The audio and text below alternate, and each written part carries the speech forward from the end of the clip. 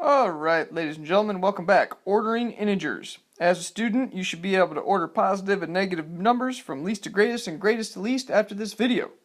Your goal is to get 100% on your exit ticket. Okay? So, what you're going to need. You need graphic organizer number 1, side number 1. Alright, and there's some information already in there. There's some things for you to fill out. You're going to have to pay attention in this video to do that. There's also a number line at the top. That number line is just simply for you to reference. Please make sure that you understand which direction the numbers go. You need to look at that number line very closely. Okay, we're talking about integers here. That means positive and negative numbers. Okay, specifically whole numbers. When do we use them? Well, you use negative and positive numbers all the time with money, especially when you owe money. Okay, we're going to hear things called debits and credits, bills and allowances. When you owe money, bank accounts. You also see positive and negative numbers when we talk about temperature, which is above and below zero, and sea level, below and above sea level. All right, those are all the times that you're going to use this. So yes, it's important in your life. Here we go. What is your procedure? Well, the procedure is very simple. It's on your notes. Just make sure you read it with me. To order integers, all you simply need to do is put the values on a number line. That is the strategy. Use a number line. Okay? It's very easy. All you need to remember is positive numbers are on the right of zero, negative numbers on the left, and the number that is farthest to the right is the biggest, the number that is farthest to the left is the smallest. That's what's important. We'll show you that in just a second when we talk about our first example, which is right now. It says, very specifically, order these cities from coolest to warmest. So what you should be doing is order them from coolest to warmest. Alright, so what are we going to do? Well, there's my phone going off. Here we go. Anyway,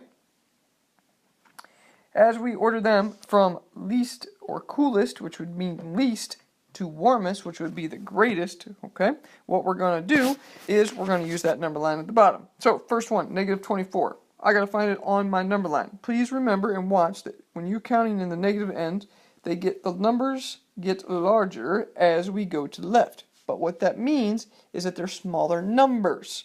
Okay, the digits are just larger, but they're smaller numbers. So, here we go. First one, negative 24. Negative 24, that's about right here. I'd put that one there. Alright, Lansing's negative 17, that one would be about right here. Negative 19 for South Bend. Whew, man, South Bend's cold. Put that right there. 36 degrees for Myrtle Beach. Wow, that's where I wish I was at whenever this was taken. And finally, Cleveland, which is negative 8. So, those are your numbers. Those are the locations. Now, if we remember correctly, that negative 24 was Detroit. Negative 17 was Lansing. Okay. We had South Bend, which was negative 19. We had Myrtle Beach, which was all the way down at 36. And we had Cleveland at negative 8. Now, all you simply had to do was recognize that the number farthest to the left is the coldest temperature. Because the farther you are below zero, the colder it's going to get. You know, I'm sorry, but if it's negative 1 or negative 400, I think I want to be in the negative 1 this time. So, here's the deal. Negative 24. We need to put the cities in orders from coolest to warmest. So, the coldest city is Detroit. So the first one we should write is Detroit. Okay. The next one that we would write is actually South Bend. Okay, which I'm just going to abbreviate as B. The next one would be Lansing. And we'll run out of room. The next one would be Cleveland. And finally, the last one would be Myrtle Beach. And that is the order from least to greatest. That's all you have to do. Use a number line. That's it. Alright, example number 2. Now, this one we don't have a number line, but if we remember how they were counted, we can do them without any issues. So, here's the deal. It says order these ones from greatest to least. Now, that one's backwards. You got to be careful. Greatest number is on the right side. Okay? So, we have a greatest to least. I'm going to say zero's right here. So, the first one's negative 82. Let's say negative 82. Let's put that one right there. Okay? And it doesn't matter because I don't have the numbers on the number line. What's the next one? Negative 62. Well, that's closer to 0. Next one, negative 90. Oops, negative 90 goes over here on this end. Okay. And the next one is 80. Whoa, 80 is way over here on the right side. That's a positive number. Negative 45 and negative 47. So I'm going to say negative 45 right here, if I can do that. Negative 45 and negative 47. Now, we want to go from the greatest to the least, which means the greatest numbers are on the right side.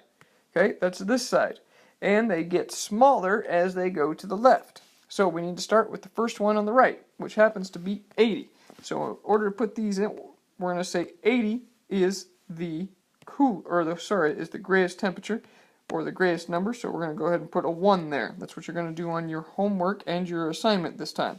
The next one would be negative 45, then negative 47, then we will go to negative 62, negative 82, and finally negative 90. Ladies and gentlemen, those are in order. Okay? If I was going to write them out, it would simply be 80, negative 45, negative 47, negative 62, negative 82, and finally negative 90. Listen, I used a number line. That's all it took. Use it because it's easy. Here we go. Your independent practice, I want you to try these two. Make sure you're using a number line. Go ahead, pause the video. Do it now. Pause it. Go. Do them. Alright, now let's going to check them. I want you to check them right now. If you do not get these right, I want you to see Mr. Williams for some help. Here we go. Alright, should have created a number line.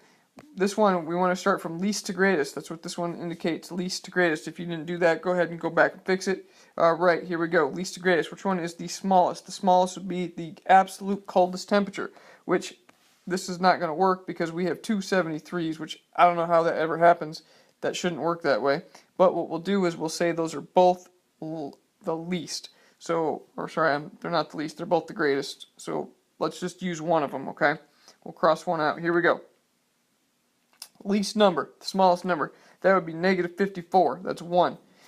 Nope, sorry, it is not. Negative 73, 1. Negative 54 is 2. Negative 35 is 3. Next one should have been 55, which is 4.